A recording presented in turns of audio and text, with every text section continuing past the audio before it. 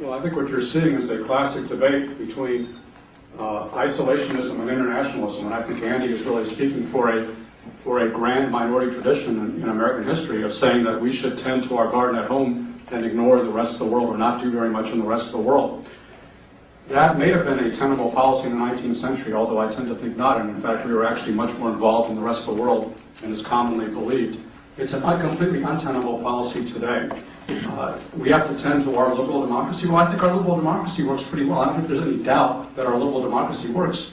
It works not only here, it works in Western Europe, it works in much of East Asia, it works in Eastern Europe, it works all over the world. I don't think anybody doubts that liberal democracy works. The problem that we face is not because people doubt that liberal democracy works. The problem we face is that some people have a different idea that they are intent on pursuing at gunpoint. Groups like Al-Qaeda and the Taliban and the Iranian mullahs and the dictators in North Korea and others are not out there to win a popularity contest. They could not win a popularity contest. They are out, like many dictators of the past, to impose their ideas at gunpoint. And if we don't stop them, the question is who will? Of course, it's not going to be us alone. For example, in Afghanistan, we have more than 40 nations working with us. That's a vitally important part of the war effort. But without us, the other 40 could not get the job done. Likewise, in the international war on terror, we work very closely with many allied intelligence services all over the world. But they all rely on the unique capabilities that the United States brings to the table. We can't simply withdraw from the fray and expect that others will pick up the slack. To me, that's not a very realistic policy when you consider the fact that, in years past when we fought guerrilla wars abroad, they may have been important, but they were only regionally important. Nobody, for example, imagined that the Viet Cong would come to New York and start killing Americans in New York. Even if we lost in Vietnam, the war would stay there. That is no longer the case as we know. Now you have people in caves and in the tribal regions of Pakistan plotting attacks that occur right here in the United States.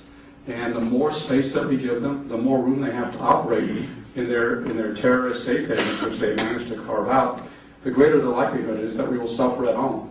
So I think it's vitally important that we deal with the terrorist threat, and that we also deal with the threat of rogue nations such as Iran and North Korea, which can very closely become linked up with terrorist organizations. For example, the very close ties between Iran and Hezbollah. Those are, to my mind, very real threats, and I think the real difference between Andy and me is that Andy thinks that the greatest threats to America are internal.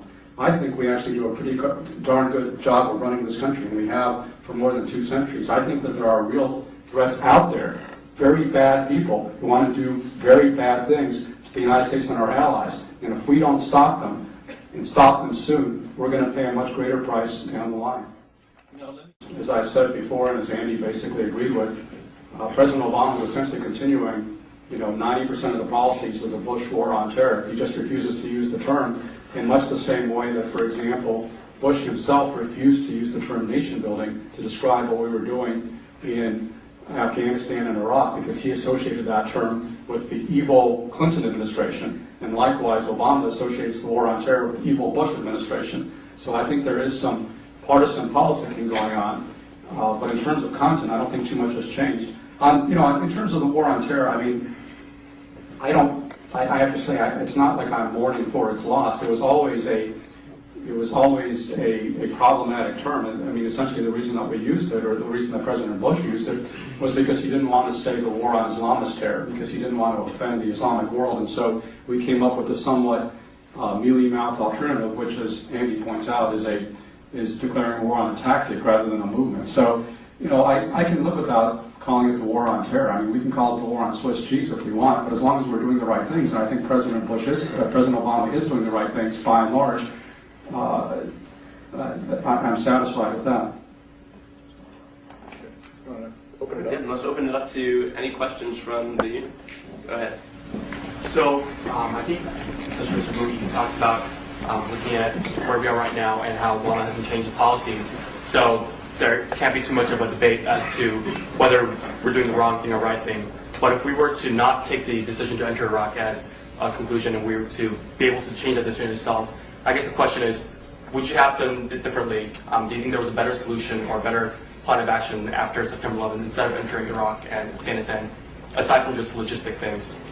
And for Mr. Basevich, how would you have, or maybe you would have done the same, but I doubt it, how would you have done it differently? What do you think was a better solution to this scenario? I think it's very difficult to play historical might-have-beens. I mean, if you asked the average resident of Massachusetts in 1864 whether he thought the Civil War was worth fighting after the deaths of hundreds of thousands of his fellow countrymen, I don't know what the answer would have been, because certainly the Civil War turned out to be a heck of a lot harder than it appeared to be in 1861 when the first shots were fired at Fort Sumter. In the long run of things, of course, I think we generally agree the Civil War was a good thing, that it was necessary to do some very hard things, such as abolishing slavery. But the human cost was appalling. 600,000 Americans dead, the greatest toll we've ever taken in any war. So, what do you say to those who were, who knew those who had fallen? Was it worth it or not? I don't know. It's very hard to say. Now, in the case of Iraq, I think the answer is not in yet. This is, my view is sort of similar to what Chow En-lai supposedly said when he was asked if the French Revolution had been a good thing or not, and he said it's too early to tell. Likewise, I think with Iraq, it's too early to tell. If Iraq, in fact, continues on the present path of stability and emerges as a pro-American democracy with the second largest oil reserves in the world, I think 10 or 20 years down the road, we may well be thinking that this that the decision to topple Saddam Hussein was a wonderful achievement.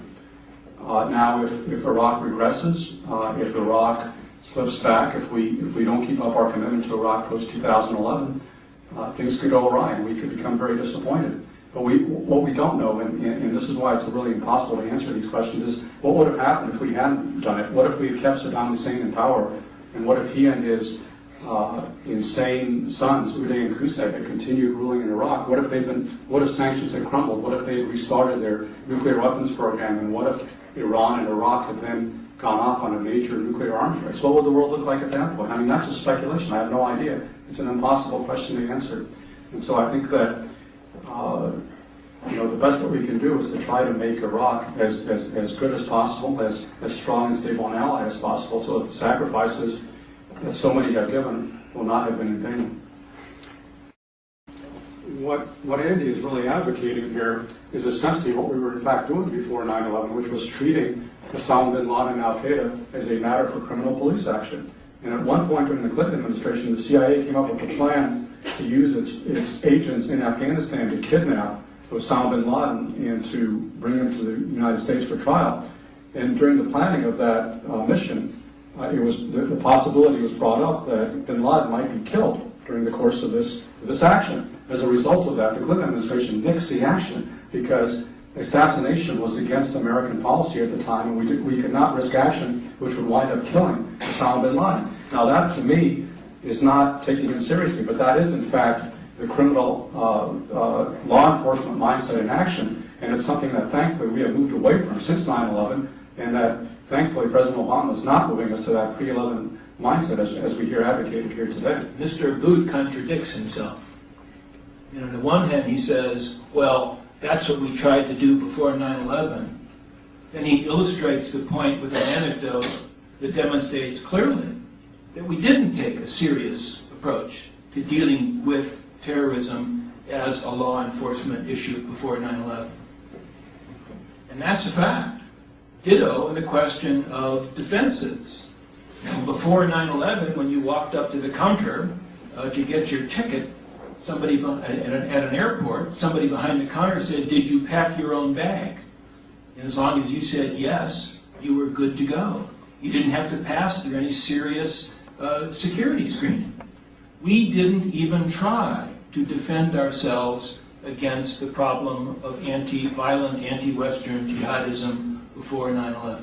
I'm confused about what Andy's talking about when he talks about a law enforcement approach. Now, what I was talking about was going out and killing Osama bin Laden. What I was talking about is the kind of action we're taking today in places like Yemen, where we've placed Anwar al-Awlaki, an American citizen, on an elimination list. And if we can get a clear shot at him, we will kill him. That is not a law enforcement approach. That is a military approach. So what I would ask Andy Basevich here is, are you in favor of that or not? Well, you're right that there are certainly al-Qaeda elements in other countries, but when we were attacked on 9/11, we were attacked from Afghanistan, and there was an overwhelming determination by 95+% of the American people that we had to do something about this. We offered the Taliban the option of thrusting out al-Qaeda from Afghanistan. And if they had done that, they could have stayed in power. They refused to do it. In fact, ever since 9/11, for more than 9 years, Mullah Omar and the Taliban have had opportunity after opportunity to disassociate themselves from al-Qaeda. It would have been very much to their advantage to do that, because we would stop going after them if they did. They have failed to do that because, in fact, the Taliban and al-Qaeda and other extreme Islamist movements such as Lashkar-e-Taiba, the Haqqani Network, and many others are inextricably interlinked. They are all part of the larger conglomerate which is waging war on the United States and our allies.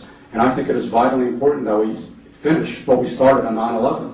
If we left Afghanistan today, you would see a repeat of the 1990s with a massive civil war breaking out, genocide occurring, human rights on a deplorable scale occurring, likely leading to the Taliban taking power once again in Kabul and once again inviting their friends in al-Qaeda back into Afghanistan. This would energize the Islamists, just as their supposed victory over the Red Army in Afghanistan in the 1990s, in the 1980s, energized the jihadists. They would jeopardize a friendly regime in Pakistan, which is already teetering on the brink of instability.